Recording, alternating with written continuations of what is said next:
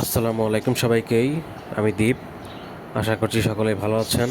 আলহামদুলিল্লাহ আমিও বেশ ভালো আছি।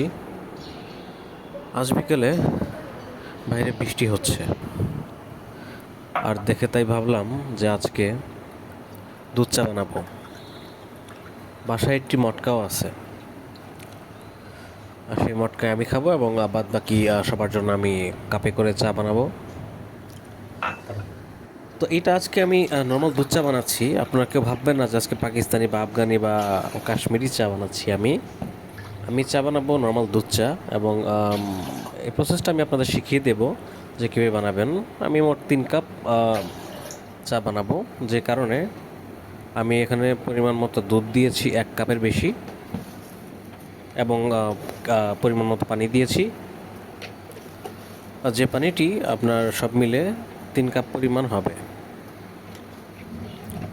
তো আপনারা একে একে দুধের পানিটি চুলায় জাল করে নেওয়ার পরে তাতে আমি চা ঢেলে দিয়েছি। আপনারা দেখতে পাচ্ছেন, আপনারা প্রথম দিকেই চাটি ঢেলে দেবেন।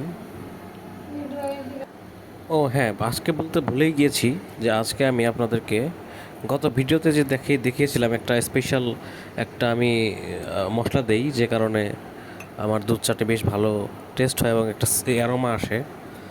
সেই অ্যারোমার জন্য আমি দিয়েছিলাম মূলত এনার্জি বিস্কিট। সেই বিস্কিটের গুঁড়া আমি দিয়েছিলাম। আপনারা চাইলেও দিতে পারেন, না দিলে ভালো একটা অ্যারোমেটিক আপনারা ঘ্রাণ পাবেন। চাটি হয়ে এসেছে, এবং তারপরে আমি আমার ছাঁকনি দিয়ে ছেঁকে নিচ্ছি।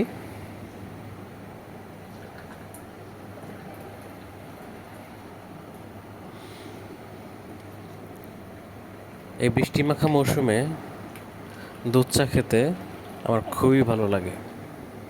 আর আপনারা জানেন, আমার বন্ধুরা আমাকে চা বাবা বলে ডাকে।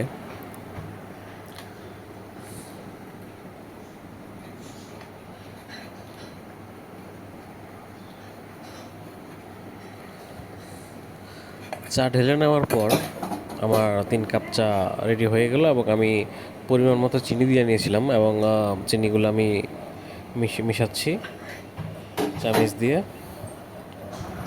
মাত্র 1 চামচ চিনি কেন? আরো 2 চামচ চিনি দাও, আমার চিনি বেশি খেতে পছন্দ।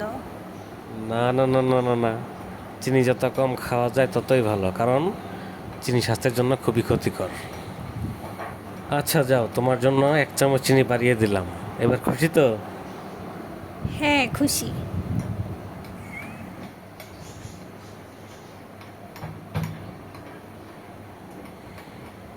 এবং চা 3টে হয়ে যাওয়ার পর তা পরিবেশন করা হয় আমার টেবিলে। এবং আজকে আমাদের সাথে বিস্কিট আছে, ডাইজেস্টিভ।